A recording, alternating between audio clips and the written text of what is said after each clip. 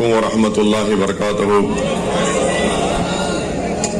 आज के इस जनसभा के कन्वीनर व सदर मेरे भाई जनाब हाजी आसिफ साहब, मंच पर बैठे जनाब बाबू खां साहब, सलीम नागोरी साहब, हरजी राम मेघवाल जी साहब, शहर काजी मदनी साहब, भौड़ी खां साहब, शाकिर खां साहब, बाबू खान साहब, बहनों, मेरे भाइयों नौजवान साथियों, मैं आप तमाम का शुक्रिया अदा करता हूं कि आप तमाम ने अपना कीमती वक्त निकालकर आज के इस जनसभा में शिरकत की। मैं आपका दिल की गहराइयों से आप तमाम का खैर मुकद्दम भी करता हूं और आपका शुक्रिया भी अदा करता हूं। जैसा कि आप तमाम लोग जानते हैं, करती है, अपनी तकलीफ को बयान करती है, अपनी शिकायत करती है, और अगर हम काम नहीं कर रहे तो हमारे मुंह पर आकर हम पर तनकीद भी करती है। हम उनका काम करते हैं। कोई भी सियासी पार्टी के दफ्तर में इस तरह का इंतजाम नहीं है कि अवाम और जनता का दरबार हफ्ते में 6 दिन लगता है, सुबह 10:30 बजे से दोपहर में करीब 2:30-3 बजे तक, जिसका की तकलीफ होती है। अगर हमसे वो उनकी मदद हो सकती है तो हम फौरन उनका काम कर देते हैं। मेरे अजीज दोस्तों और बुजुर्गों, मेरी ख्वाहिश यही है कि इस तरह का काम करने का तरीका राजस्थान में भी हमको बनाना है।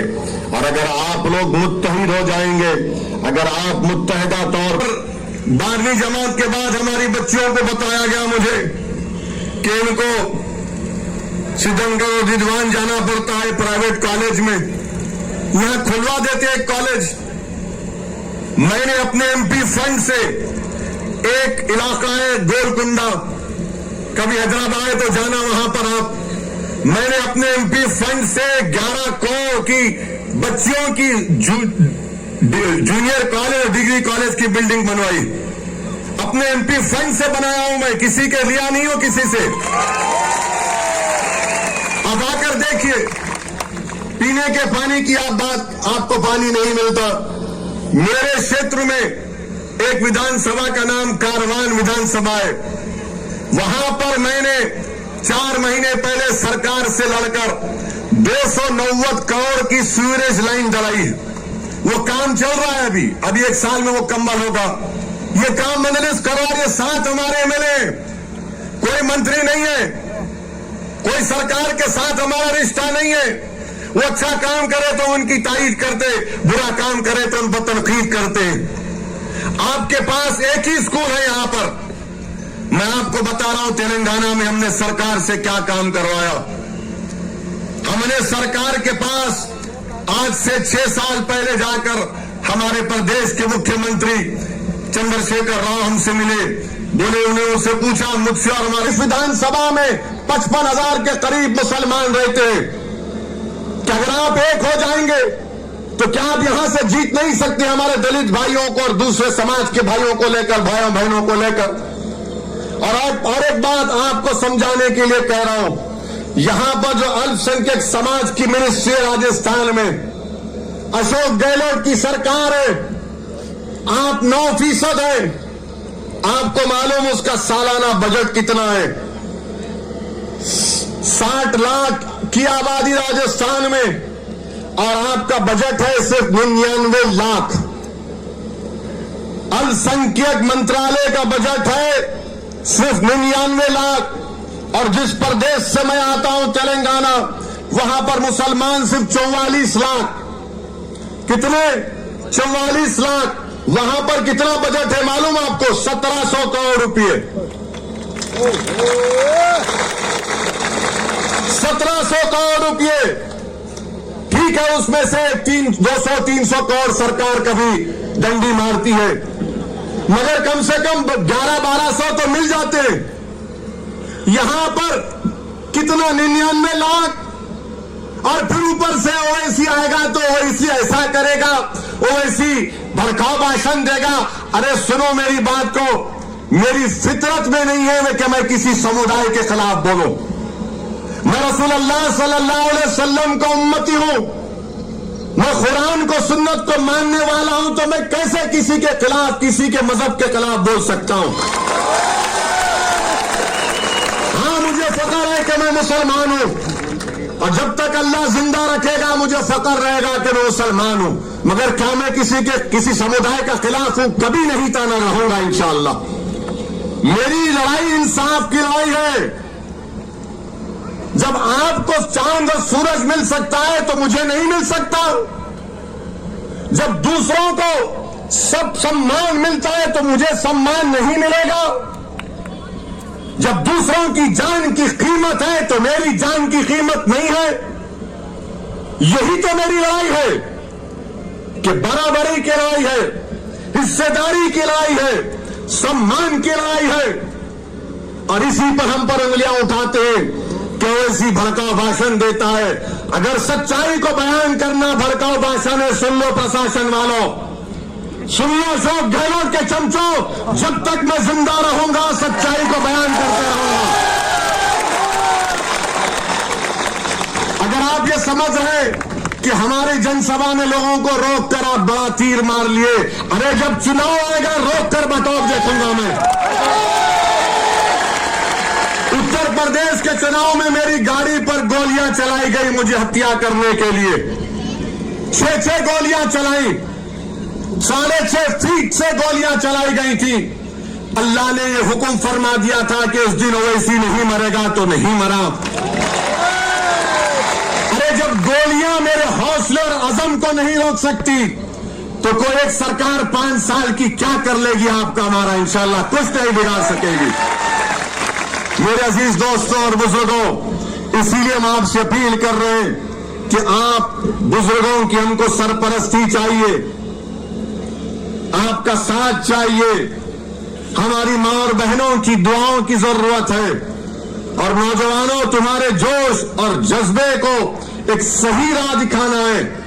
तुम्हारे जोश और जज्बे को अल्लाह सलामत रखे। नौजवानों, ये लड़ाई हम तुम्हारे लिए लड़ रहे हैं। और आज आप देख रहे हैं कि कांग्रेस पार्टी में माशाअल्लाह से एक सर्कस बनी हुई है। कांग्रेस पार्टी, एक मुख्यमंत्री का एक मिनिस्टर कहता है कि राजस्थान में सिर्फ 2 नारे लग सकते हैं, एक राजीव गांधी अमर है, दूसरा अशोक गहलोत जिंदाबाद के नारे लग सकते हैं। मैं उनसे कह रहा हूं कि मैं कह रहा हूं अशोक गहलोत मुर्दाबाद, नरेंद्र मोदी मुर्दाबाद। क्या करोगे? क्या करोगे? गोली मारोगे? जेल में डालोगे? डालो, डालो। टीवी पर आकर कहता है। और फिर एक बीजेपी का विधायक जो था, हम आते हैं तो हमको परमिशन नहीं मिलता या तंग किया जाता है। हमारे एक बीजेपी का नेता है, उनका नाम है ज्ञानदेव आहूजा। ज्ञानदेव आहूजा ने वीडियो में कहा कि हमने 5 को मार दिया, और वो बाहर फिर रहा है। और बीजेपी से गहलोत मिले हुए हैं, क्या उसको क्यों नहीं पकड़ते आप? इसने अपने वीडियो में कहा। मेरे अजीज दोस्तों और बुजुर्गों, फिर एक ऐसे कई वाकयात हैं। अलवर में एक 16 साल के बच्चे को गाड़ी से रोक दिया गया क्योंकि उसने वो नारा नहीं लगाया था। मेरे अजीज दोस्तों और बुजुर्गों, ये लड़ाई हमारी हक को हासिल करने की लड़ाई है। एक कांग्रेस का एक नेता बोलता है, बल्कि उनके मंच पर चप्पल और जूते फेंके जा रहे हैं। कांग्रेस के जनसभा में चप्पल और जूते फेंके जा रहे हैं। वो दुकान लगा दिए जूतों और चप्पल की। और एक कोई उनका विधायक मंत्री कहता है कि जब मैं लड़ने पे आ जाऊंगा तो कोई बाकी नहीं रहेगा। अरे भाई, ये क्या कोई जंग हो रही है? ये राजनीति है। मगर कांग्रेस पार्टी में हो रहा है। भाजपा में भी माशाअल्लाह बहुत बड़ा ड्रामा हो रहा है। भाजपा में बहुत बड़ा ड्रामा हो रहा है। जो आपकी साबिका मुख्यमंत्री महारानी है वो परेशान है कि भाजपा के बड़े बड़े नेता उनकी तरफ देख ही नहीं रहे, वो भी परेशान है। मगर ये दोनों हमसे ज्यादा परेशान है। ये क्यों आ रहा है? चुनाव 1 साल है, अभी से क्यों आ रहे हैं? आएंगे, हम जरूर आएंगे। ये मेरा संवैधानिक हक है। मैं अपनी बात जनता के दरमियान में खड़े होकर बोलूंगा। ये जनता तय करेगी, आवाम तय करेगी।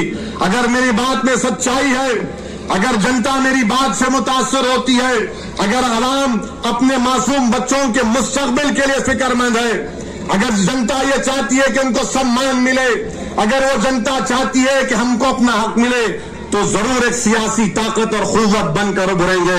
मेरे अजीज दोस्तों और बुजुर्गों, बीजेपी की सरकार देश में है और देश के प्रधानमंत्री ने ये तय कर लिया है कि भारत के युवाओं का मुकद्दर वो बेरोजगारी बनाकर रख देंगे। जितने युवा पूरे विश्व में, पूरी दुनिया में, अगर युवा बेरोजगार है तो भारत में है। मगर देश के प्रधानमंत्री से आप पूछो नौकरी के बारे में तो बोलेंगे भाइयों बहनों चाय पी लो। नौकरी किसी को नहीं मिलती। जब आप पूछेंगे महंगाई कंट्रोल क्यों नहीं कर रहे मोदी जी आप, तो बोलेंगे क्या मैंने राम मंदिर नहीं बना दिया? कोई गरीब बोलेगा कि किसान को उसकी धान की कीमत नहीं मिल रही है, तो मोदी जी बोलेंगे मैं अब ज्ञानवापी के पीछे पड़ चुका हूं। जब बच्चे जाकर बोलेंगे मोदी जी स्कूल नहीं खोले गए, तो मोदी जी बोलेंगे क्या मैं मदरसों का सर्वे नहीं करा रहा हूं? माने हर चीज को हमसे जोड़ देते हैं। तो देश के युवाओं को, राजस्थान के युवाओं को यह समझना पड़ेगा कि उनको बीजेपी ने क्या दिया और उनसे क्या छीन लिया। अगर कोई बच्चा स्कूल को जाता है, वो पेंसिल अगर खरीदता है तो पेंसिल पर देश के प्रधानमंत्री ने उस पर जीएसटी लगा दिया। पेंसिल के ऊपर, किताब के ऊपर। और देश के प्रधानमंत्री बोलते हैं मन की बात में कि टेंशन मत लो इम्तिहान में। वो मां बाप पर तो टेंशन में मर रहे मोदी जी। वो अपने बेटी और बच्चे के स्कूल को भिजाने के लिए उसके पेंसिल पर आपने जीएसटी लगा दिया, किताब पर जीएसटी लगा दिया, चावल का पैकेट जीएसटी, दाल की पैकेट जीएसटी, तेल का डब्बा जीएसटी। अब खाली सांस लेने पर जीएसटी लगाना बाकी है। तो ये इनका रिकॉर्ड रहा है। मेरे अजीज दोस्तों और बुजुर्गों, मेरी आपसे अपील है कि आप एक मर्तबा हमारे मजलिस के जिम्मेदारों का साथ दीजिए। हाजी आसिफ यहां पर मेहनत कर रहे हैं, इनका साथ दीजिए। अगर आप मुत्तहिदा तौर पर एक जगह पर जमा हो जाएंगे और तमाम कमजोर तबका, चाहे हमारे दलित भाई हो या जो भी वंचित समाज के लोग हो, हम उन सबको साथ लेकर ये लड़ाई लड़ना चाहते हैं। मेरी आपसे फिर से गुजारिश है कि आप मजलिस को सरपरस्ती करिए, मजलिस का साथ दीजिए। याद रखिए, ये मैं अपने लिए नहीं लड़ रहा हूं, अल्लाह मेरी नीयत को जानता है। आपको अपने बच्चों के, बल्कि आपको नेता बनना पड़ेगा, आपको लीडर बनना पड़ेगा। आप कब तक कांग्रेस और भाजपा के पीछे चलेंगे? याद रखो, आप में इतनी काबिलियत है, आप में इतनी सोच है, आप उनसे ज्यादा ज़हीन है। जब आप एक बार फैसला कर लो कि मैं